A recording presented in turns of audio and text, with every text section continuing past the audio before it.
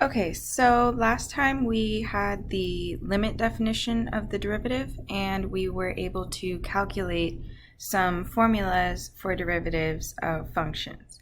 But you've probably realized that these calculations are really long and tedious and not much fun to do. So, what we're going to do in this chapter is we're going to look for some patterns and find some rules that will help us find derivatives without writing out those really long limit definitions and working through those. So, the idea here is that we're going to develop, so we want to develop a library of derivatives. So we're going to just write down the derivatives of a bunch of functions that are common, and then we can develop rules for how to, or say, develop rules for the derivative of a constructed function.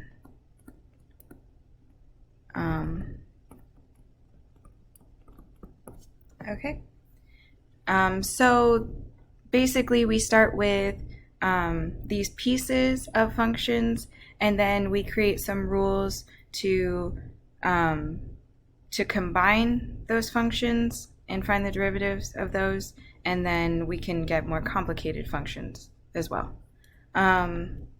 Okay, so we're starting off by looking at these functions that I've written here, and I'm just going to write out the limit definition, and we'll figure out what the derivative should be for each of these. So here, this would be f of x plus h minus f of x over h. But since this is a constant, we just get c minus c in the numerator, which means that this is just the limit as h goes to 0 of 0, so the limit is 0. Okay. Now notice this makes sense because this is, being a constant function, it will look like a horizontal line, right?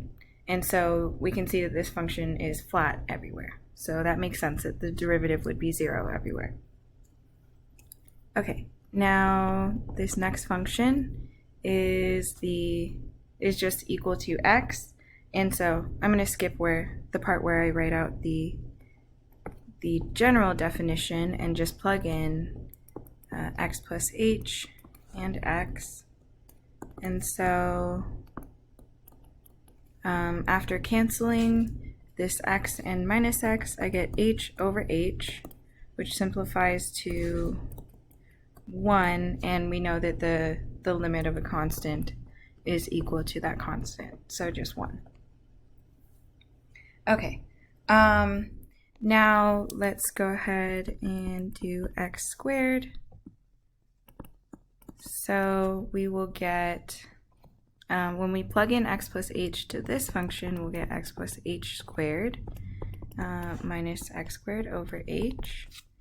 And then to evaluate this, we want to multiply out x plus h squared. So if we do that, we should get x squared 2 times x times h plus h squared.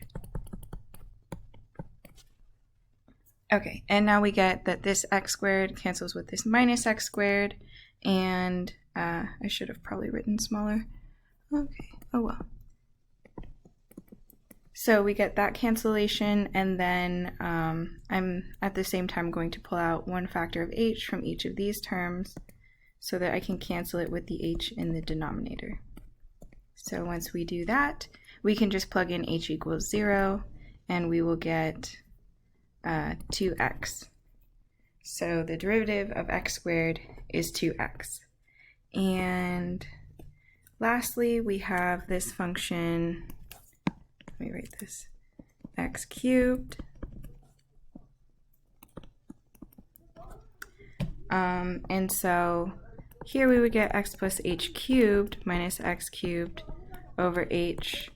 And if we multiply if we multiply out x plus h cubed, which I'm not going to do, but you can double check that this is the right answer. So if you multiply out and simplify everything, you'll get x cubed plus 3x squared h plus 3x h squared plus h cubed. And then we have minus x cubed. Right?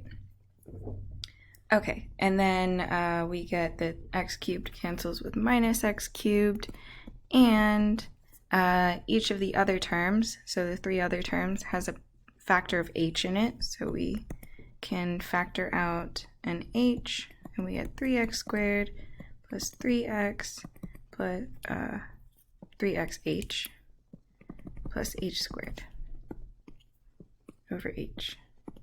And then once we cancel those, we get the limit, might as well write this out, so once we cancel that, we get the limit as h goes to 0 of 3x squared, 3x times h plus 3x times h plus h squared, and plugging in h equals 0, we just get 3x squared. Okay, so I went through those calculations pretty quickly, but we've been doing functions similar to this, so hopefully it didn't seem too abnormal with everything that we've been doing. So basically what I did was, at least from here onward, we have different powers of x, right? And so we're going to generalize this into a rule so that we don't have to calculate out every single power of x to know what the derivative is going to be. Because you can see that these calculations actually end up being very similar. So if you were to calculate x to the fourth, the derivative of x to the fourth, it would look very similar to this. You would just have an even longer polynomial to multiply out. Okay, so we combine this into what is called the power rule. And the power rule is for any, so this is for taking the derivative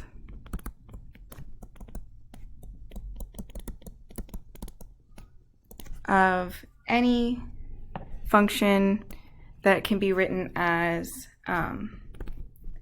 x to some power, hence the name, right? So we can say if n is any real number, then the derivative, so remember that d over dx denotes the derivative of whatever I write after it. So here I want the derivative of x to the n. This is going to be n times x to the n minus 1, right? Okay, so for example, compare this to the calculation we just did, the derivative of x cubed, and see that we would get 3x to the 3 minus 1, and 3 minus 1 simplifies to 2, so 3x squared, and compare that to what we just got, which was 3x squared. Okay, so this actually applies to a lot of different functions that you should be aware of. Notice this is x to the power of any real number, right? So it doesn't actually have to be a positive integer like the examples we've looked at so far.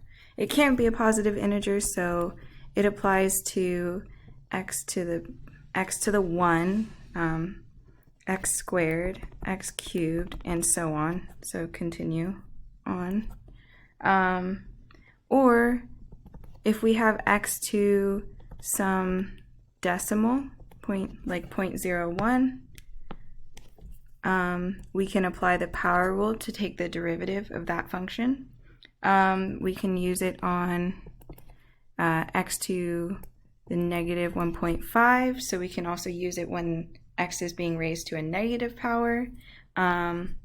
We can use it on x to the pi. Since pi is a real number, we can use the power rule to take the derivative of this function, x to the pi. Okay, also, notice that if we have the square root of x, we can rewrite this as x to some power, right? So we can rewrite this as x to the power 1/2, right? And so this is also a function that we can use the power rule on, even though it's not as obvious when we write it in this form.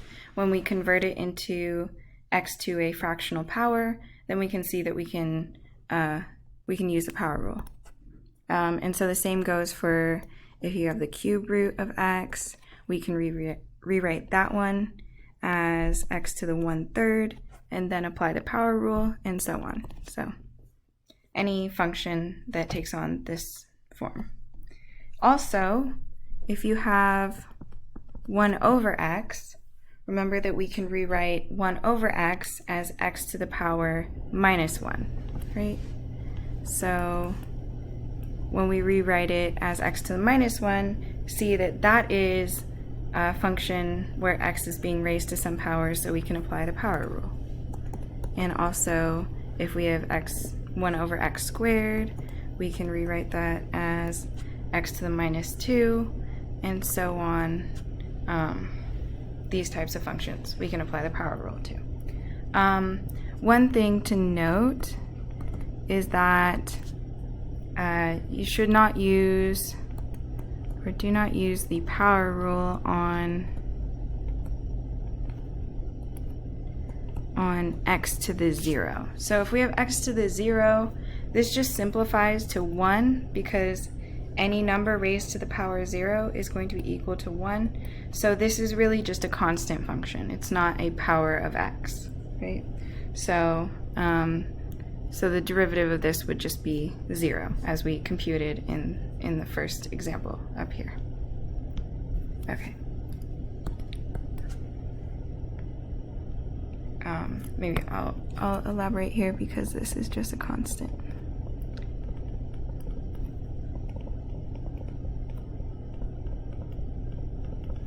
Constant function. Okay. So we're gonna just practice using the power rule on these examples.